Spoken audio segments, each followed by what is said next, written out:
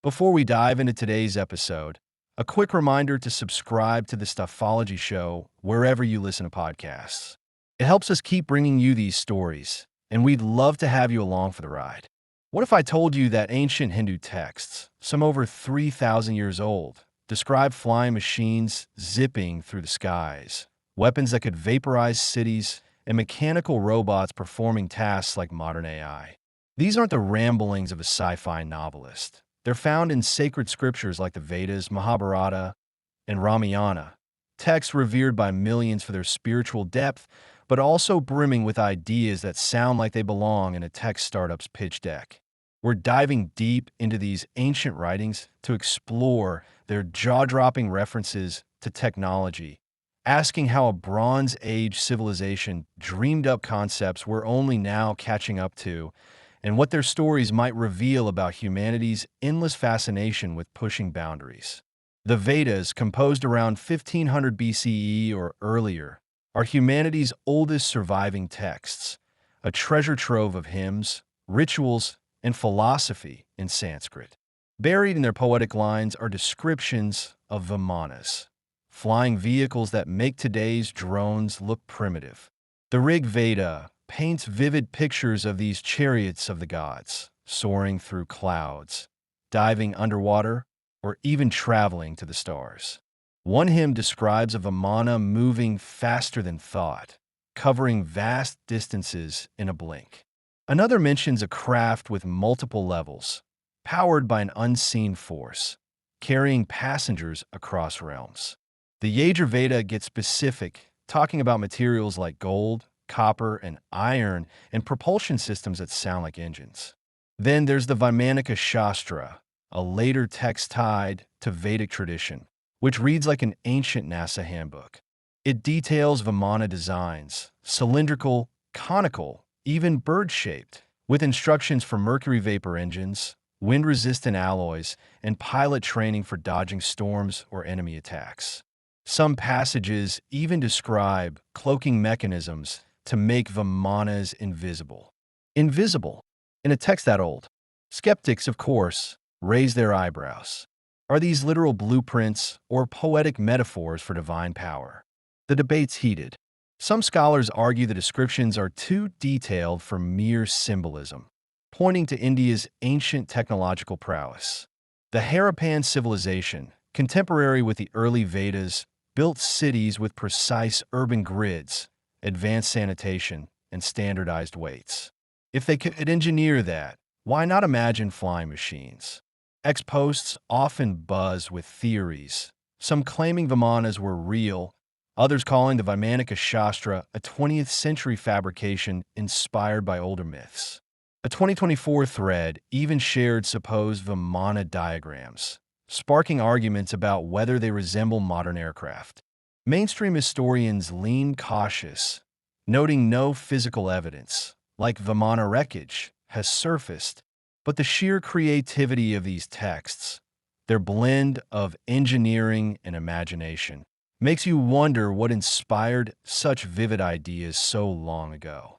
The Mahabharata, from around 400 BCE, cranks the dial to 11. This epic, 10 times longer than the Iliad and Odyssey combined, weaves a saga of war, duty, and cosmic battles. Amid its 100,000 verses, you find weapons that sound like they belong in a Pentagon briefing. The Brahmastra, for instance, is no ordinary arrow. It's described as a projectile that unleashes light brighter than 1,000 suns, obliterating armies and leaving landscapes barren for generations. The text mentions fallout, poison water, dead crops, even birth defects in survivors. When Robert Oppenheimer witnessed the first atomic bomb test in 1945, he quoted the Mahabharata's Bhagavad Gita, "Now I am become death, the destroyer of worlds." He'd studied Sanskrit and saw parallels between the Brahmastra's apocalyptic power and the bomb's devastation.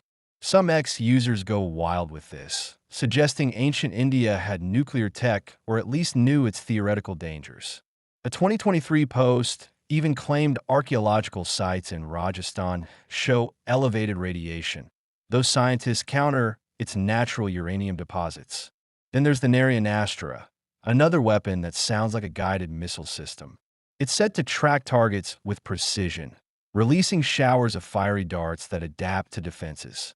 The Mahabharata also describes battles where Vimanas clash in the sky, dropping what sound like bombs or using beams of light to incinerate foes. These aren't one-off mentions. Different sections of the epic, like the Drona Parva, give detailed accounts of aerial combat, complete with maneuvers and countermeasures. It's like reading a script for Top Gun, but written millennia ago. And it's not just weapons. The epic hints at surveillance tech, devices that let warriors spy on distant enemies, almost like satellites or drones.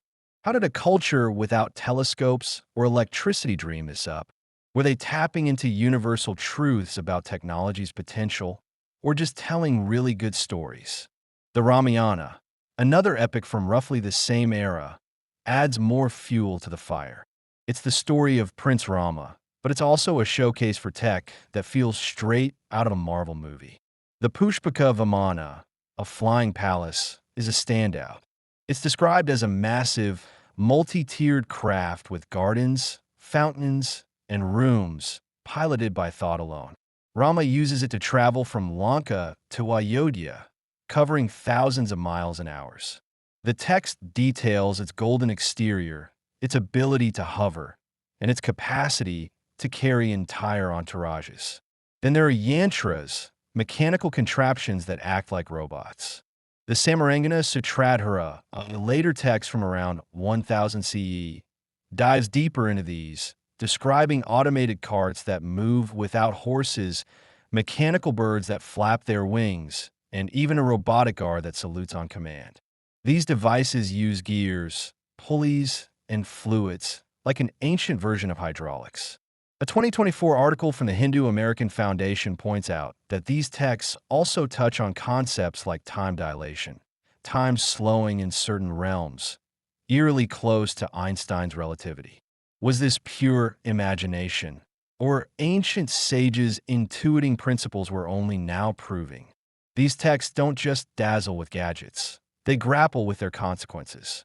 The Mahabharata treats the Brahmastra as a weapon of last resort. It's used debated by heroes who fear its catastrophic toll.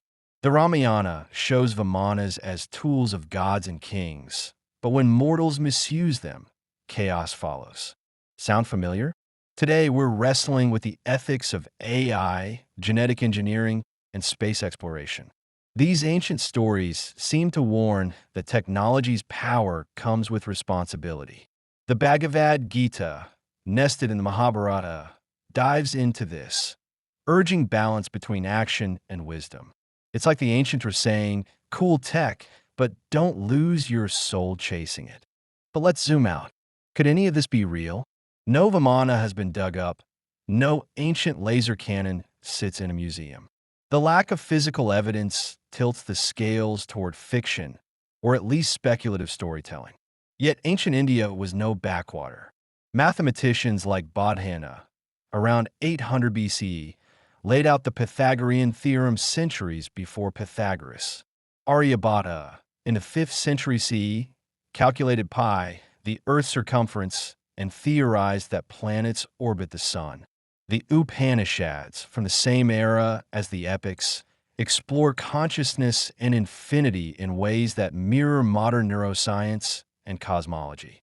Maybe Vimanas and yantras were thought experiments, like Leonardo da Vinci's sketches of helicopters. Or maybe, as some ex-posts speculate, they're echoes of a lost civilization, Atlantis-style, wiped out by cataclysms like floods or comets. A 2025 thread claims satellite imagery shows submerged structures off India's coast, hinting at ancient tech hubs.